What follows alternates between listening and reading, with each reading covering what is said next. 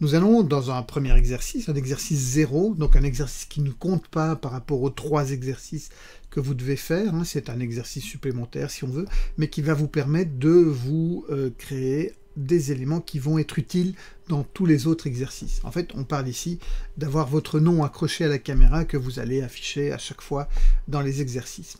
Donc, on va voir un peu comment on peut faire ça. Premièrement, je vais donc me débarrasser de ce cube qui est dans ma scène. Donc on voit le cube qui est là. Donc je peux le sélectionner soit dans l'Explorer, soit directement dans la scène avec un clic gauche, simplement. Donc j'appuie sur supprimer sur le clavier, ou je peux taper X aussi, la lettre X, et choisir Delete, c'est pareil. Ma caméra qui est ici, en fait, pour avoir plus facile, je vais la remettre à 0, c'est-à-dire je vais la remettre là où elle devrait être. Il y a un menu qui se cache ici sur le côté. Vous avez une toute petite flèche, vous devriez la voir, elle est ici sur le côté. Donc vous pouvez cliquer sur la flèche pour faire apparaître ce menu. Vous pouvez aussi taper N sur le clavier, N comme Nathalie. Et donc vous allez faire apparaître ce menu transforme ici, et notamment avec l'objet sélectionné, eh bien je peux déterminer numériquement où se situe l'objet, quelle est sa rotation, etc. Par exemple, là, je vais, en cliquant gauche et en glissant ma souris sur les 3 valeurs, je vais rentrer 0 dans chaque valeur, comme ça, ma caméra est recentrée. Pareil pour la rotation, 0, et voilà, ma caméra est recentrée. Ce que je voudrais, c'est que ma caméra quand même regarde, enfin soit à l'horizontale plutôt, donc je vais la redresser de 90 degrés sur l'axe des X. Ça veut dire qu'en rotation en X, je peux taper 90. Maintenant, ce que je peux aussi faire, c'est la déplacer. Donc j'ai ici les outils de déplacement. La déplacer légèrement vers l'arrière. Comme ça, ça va un peu centrer mon action. La lampe, je n'en ai pas besoin non plus, donc je peux la supprimer. Tout ce dont j'aurais besoin, c'est la caméra et un nom. Enfin, votre nom que vous allez écrire, évidemment. Donc, je vous ai dit dans les consignes, quand vous devez sauver vos exercices, vous devez respecter une nomenclature bien précise. Et donc, la nomenclature, ce sera votre nom, votre classe, l'exercice et éventuellement la version. Et donc, il va falloir le faire en respectant bien cette nomenclature. Évidemment, quand je vais mettre nom, prénom, etc., vous allez mettre votre nom, votre prénom, et ne croyez pas que je dise ça comme ça stupidement. J'ai déjà eu le cas où des gens m'écrivaient nom, prénom, au lieu d'inscrire leur nom ou leur prénom. Enfin, soit. Donc, je vais ajouter un texte. Donc, c'est un texte, voilà. Et le texte, alors si je clique milieu, je peux pivoter. Donc clic milieu avec ma souris, je peux pivoter. Si vous ne voulez pas utiliser la souris, n'oubliez pas que vous avez encore la possibilité avec le gizmo qui se trouve là. L'idée, c'est que je vais me remettre un petit peu ici au-dessus. Et si j'appuie sur tabulation, tabulation, c'est la touche qui se trouve à côté du A, à la gauche du A sur votre clavier. Donc, tabulation, et je rentre donc en mode d'édition. Et là, je suis comme sur un traitement de texte. Ça, c'est la barre qui me permet, avec le backspace, hein, le backspace, c'est la grande touche qui se trouve au-dessus du entrée sur votre clavier. Eh bien, je peux effacer les lettres et mettre donc en majuscule votre nom, underscore, donc souligné, prénom avec la première lettre en majuscule. Alors vous pouvez mettre les accents et tout si vous voulez, il n'y a pas de souci. Alors je vais un peu dézoomer pour qu'on voit ce qui se passe. Voilà, donc nom, prénom, d'ailleurs allons taper avec l'accent, voilà, prénom, votre classe. Alors, votre classe, ce sera un TGA, un TGB, un TGC, je ne sais pas. Enfin, ça va dépendre évidemment de dans quelle classe vous êtes. L'exercice en question, donc ce sera exercice 00 dans ce cas-ci. Et éventuellement, si vous voulez mettre une version 1, version 2, enfin bon, ça, on va peut-être pas nécessairement le mettre ici dans ce texte qui va être accroché à la caméra. Mais si vous voulez, quand vous voulez sauver votre fichier, vous devez respecter exactement cette nomenclature-là. Après, éventuellement, vous pouvez mettre une version. Donc, pour le moment, en fait, j'ai un texte, mais qui est tout plat, pas très 3D, tout ça. Et je suis toujours en mode d'édition. Donc, je vais revenir en Edit Mode. Vous voyez, ici au-dessus, il est écrit Edit Mode. Donc, si je retape Tabulation, ou si je vais dans le menu qui se trouve ici, que je repasse en Object Mode, je vais revenir en mode Objet.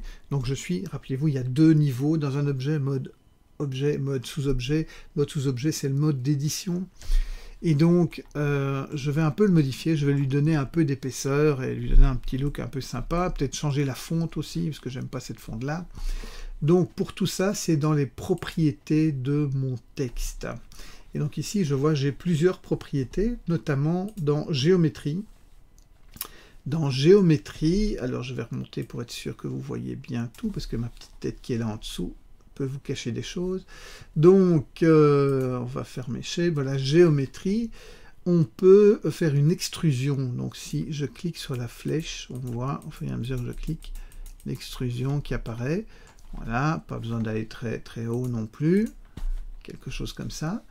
Alors, on peut aussi changer la fonte dans Fonte. Donc on va changer uniquement en régular, en fait, même si vous avez bold, italique, etc. En général, on n'utilise pas trop ça, parce que c'est la nature de la fonte qui va déterminer si on est en bold, en italique, et en italique, est-ce que c'est vraiment intéressant. Donc en fait, je vais cliquer sur le petit dossier qui va m'amener directement dans mon dossier des fontes de mon ordinateur. Et là, je peux, avec l'icône, ici la troisième icône, aller chercher les prévisualisations. On va prendre un petit temps pour les afficher. Hop, hop, hop, voilà, ça c'est bien planté. Et hop, voilà. Et donc là, je peux avoir une idée de ce que on va choisir. Alors l'idée, ce serait de prendre une fonte plutôt sans sérif, parce qu'avec sérif, c'est peut-être un peu moins lisible. Et quelque chose qui soit un peu, enfin oui, lisible, quoi. Donc, je sais pas moi, prenons... je vais prendre ce Rubik là par exemple. Vous pouvez prendre n'importe quoi, vous n'êtes pas obligé de prendre la même chose que moi. Peut-être que vous n'avez pas la même chose que moi. Allez, déjà vu 100. Donc 100 ça veut dire sans sérif. Ok. Open. Voilà. Donc là j'ai...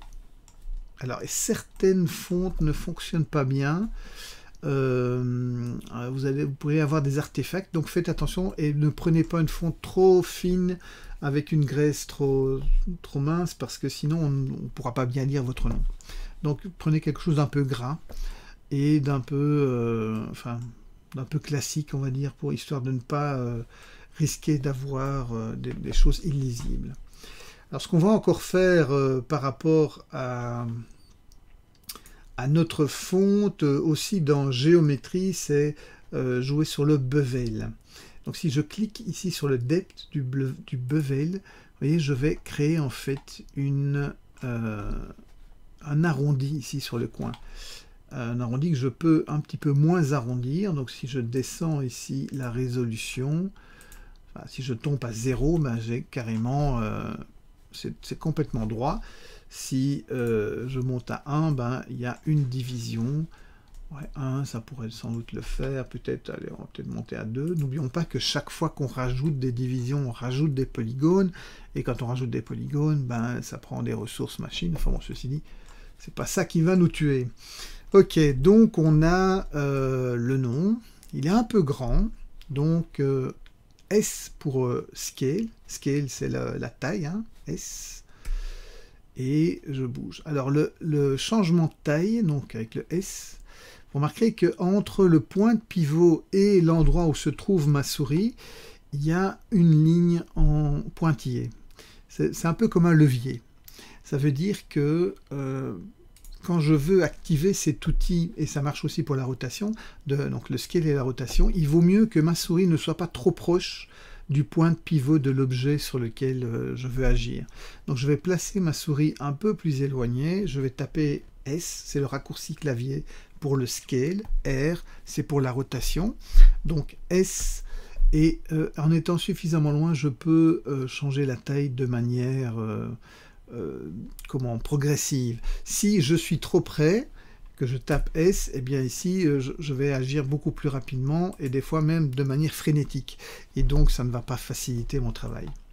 Ok, donc l'idée maintenant, c'est que il faudrait que ce nom soit dans ma caméra, il soit accroché à la caméra.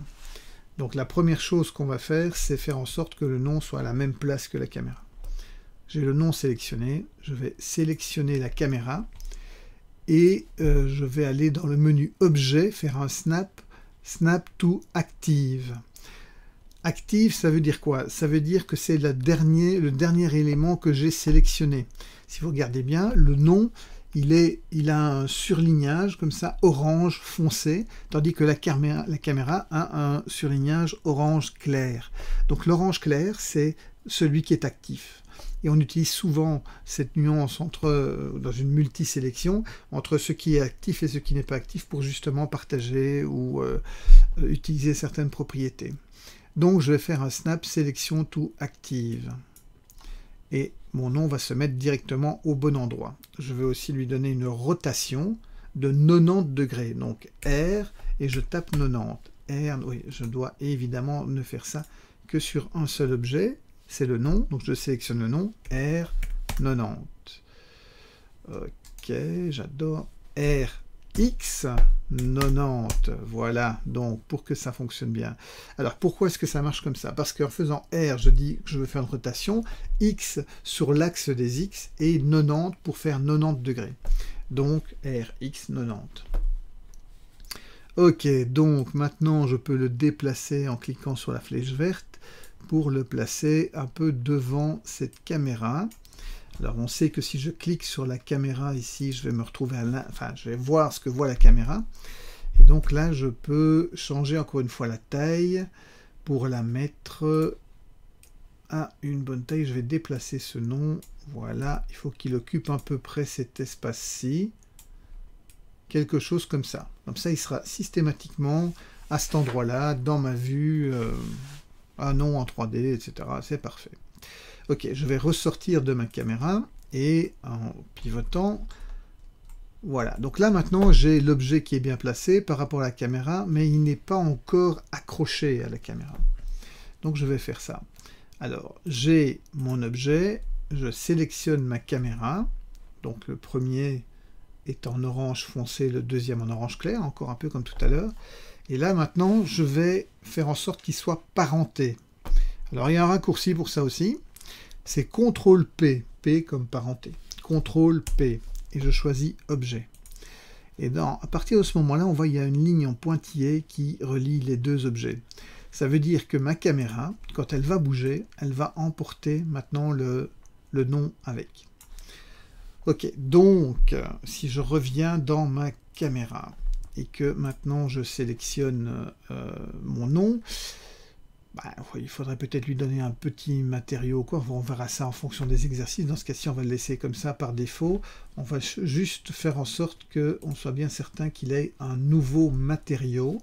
Donc, on a le nom, on va créer new, voilà, et on va appeler ce matériel nom. Voilà, comme ça lui a donné un nom. Et par défaut, c'est un shader Principal BSDF. On aura l'occasion de voir tout ce que ça veut dire, ne vous inquiétez pas. Donc pour le moment, la scène est prête. Il suffit maintenant de la sauver. Donc nous allons faire un Save As. Donc moi, je vais aller... alors ici, avec les thumbnails, tout de suite, on a la sauvegarde de la preview de notre scène.